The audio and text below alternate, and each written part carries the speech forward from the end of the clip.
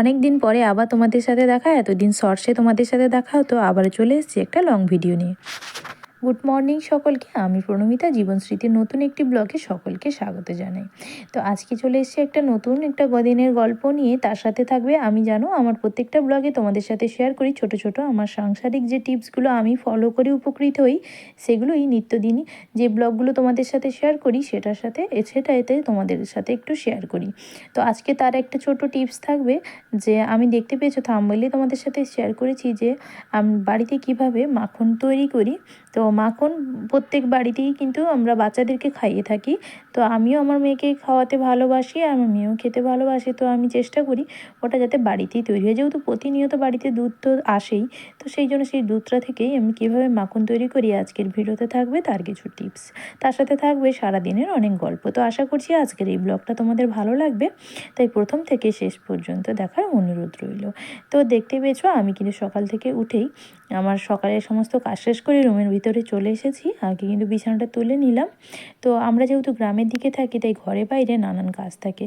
তো তার মাঝখানে সকালে যে বসে নিজেদের সময়, একটু নিজেকে সময় দেওয়ার মতন সময় সেভাবে করে উঠতে পারি না। তার মাঝখানে চেষ্টা করি তো চা খাওয়ার সময় এই 5-10 মিনিট একটু বসে প্রাকৃতিক পরিবেশ দেখে একটু উপভোগ করি। তো চলো, এই দেখতে পাচ্ছ ঠাকুমা কিন্তু এই মাখন তৈরির জন্য প্রস্তুতি নিয়ে নিয়েছে। তো এখানে টিপস বলতে কি, কে কীভাবে মাখনটা তৈরি করো আমি জানি না, তবে যদি আমার এখানে কোনো ভুল হয়ে থাকে বা আরও যদি তোমরা কিছু জেনে থাকো আমাকে কিন্তু কমেন্ট করে জানাবে। তো আজকে আমি আমরা যেভাবে তৈরি করে রাখি সেটাই তোমাদের সাথে শেয়ার করছি। তো আমরা বলতে এটা ঠাকুমাই খুব ভালো বানাতে পারে, তো সেই জন্য ঠাকুমাই প্রতি সময় এটা বেশি করে, ঘি তৈরি করা বা মাখন এটা ঠাকুমাই তৈরি করে। তো সেটা প্রথমেই দেখতে পেলে আমি ওটা কিন্তু আমরা যে দুধ আসে সেটা প্রতিদিন যে শর্টটা থাকে সেটা মানে 5-6 দিন পরপর দুধটা ফোটানোর পরে ওটা কিন্তু তুলে রাখি। তারপরে ওটা কিন্তু 5-6 দিনের পরে একসাথে ওটা একটা ঠান্ডা জল ঢেলে দিয়ে ওখান থেকে কিছুক্ষণ ফেটানোর পরেই কিন্তু এই মাখনটা তুলে আসে। তো এইভাবে করে মাখন তৈরি করি, আর সেটা প্রায় 1 সপ্তাহ ধরে রেখে দিয়ে মেয়েকে কিন্তু খাওয়াই। তো এইভাবে করে আমরা কিন্তু মাখন তৈরি করে খাই। আর আজকে দেখতে পাচ্ছ আমাদের পুকুরে কিন্তু মাছ ধরা হয়েছিল। তো অনেক দিন হলো মাছ পুকুরে সেভাবে ধরা হয়নি।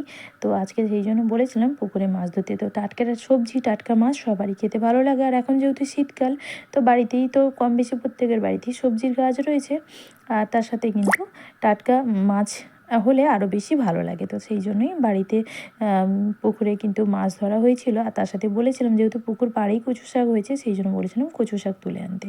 তো এই জন্য কচু শাক রান্না করছি।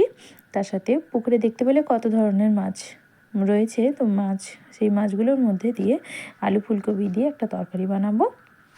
তার সাথে আমাদের এদিকে একটা মাছের টক খাবার চল রয়েছে, তার সাথে কিন্তু প্রতিদিনের একটা টক তো থাকেই। তো আমি ততক্ষণে রান্না করি। আর আমি কীভাবে কচু শাকটা বানাচ্ছি দেখো, আর তোমরা কীভাবে বানাও সেটা কিন্তু জানিও। আর আজকে ভিডিওটা যদি তোমাদের ভালো লাগে তাহলে লাইক করে দিও। তো আমার কিন্তু এখানে রান্না হয়ে গেছে। এবারে কিন্তু আমি আলু ফুলকপিটা ভেজে নিচ্ছি। তার পাশে কচু শাকেরও কিন্তু আমি প্রস্তুতি নিয়েছি, যে কালো জিরে আর কাঁচা লঙ্কা, পেঁয়াজ, আমি কিন্তু এখানে আদা রসুন সবই দিই। তো মশলাটাকে ভালো করে তৈরি করে নিয়েছি, নুন, হলুদ, লঙ্কার গুঁড়ো আর একটু গরম মশলা গুঁড়ো।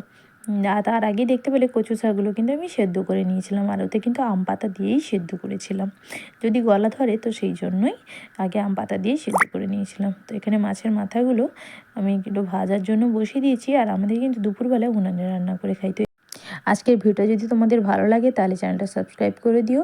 দেখা হবে একটা কোনো নতুন ভিডিওতে। ততক্ষণের জন্য সকলে ভালো থেকো, সুস্থ থেকো। আজকের মতন টাটা।